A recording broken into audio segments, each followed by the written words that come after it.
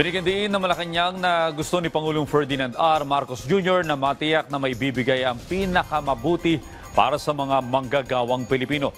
Kasunod dyan ang pagpasa ng Kamara sa 200 pesos na dagdag sahod sa mga minimum wage earners sa private sector. Kasabay niyan, pag-aaralan din ng Pangulo ang implikasyon nito sa ating ekonomiya. Si Harley Valbuena sa report. Nais po ng Pangulo na maibigay ang nararapat at mas makakabuti sa manggagawang Pilipino. Ito ang pahayag ni Pangulong Ferdinand R. Marcos Jr. na ibinahagi ng Malacanang kaugnay ng pagpasa sa Kamara ng panukalang batas na magdaragdag ng 200 pesos sa arawang sahod ng minimum wage earners sa pribadong sektor. Naaprobahan ng panukala isang araw matapos makapulong ng Pangulo ang ilang labor groups. The Chair declares House Bill number 11376, an act providing for 200 pesos daily wage increase for the minimum wage workers in the private sector as having been approved on third reading. Maraming salamat po. Sa nasabing pulong sa labor leaders, tiniyak ng Pangulo na protektado ang karapatan at kapakanan ng manggagawang Pilipino. Ayon naman sa palasyo, titingnan din ang implikasyon sa ekonomiya ng legislated wage hike bill at kukunin din ang opinyon ng wage boards at lahat ng stakeholders.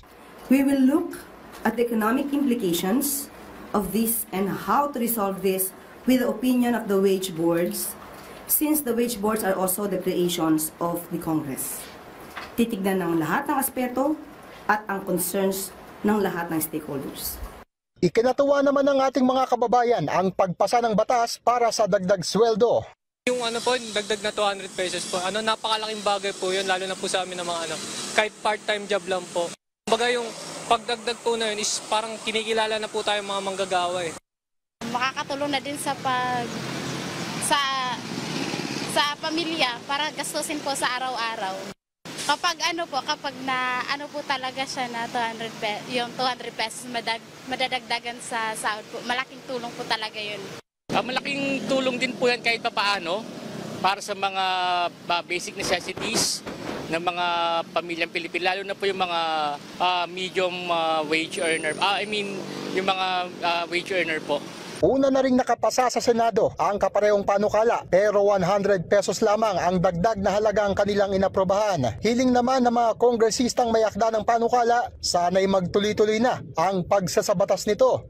Napakalaking tagumpay nito sa ating mga manggagawa sapagkat malaking tulong ito sa kanilang pang-araw-araw na gastusin at sa pagpapataas ng antas ng kanilang pamumuhay.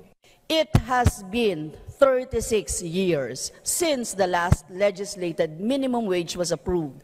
Now is the time to finally break the long years of legislative inaction. Ipinauubaya na ng palasyo sa Senado ang masusing pag-aaral at ang susunod na kapalaran ng legislated wage hike bill. Harley Valbuena para sa Pambansang TV sa Bagong Pilipinas.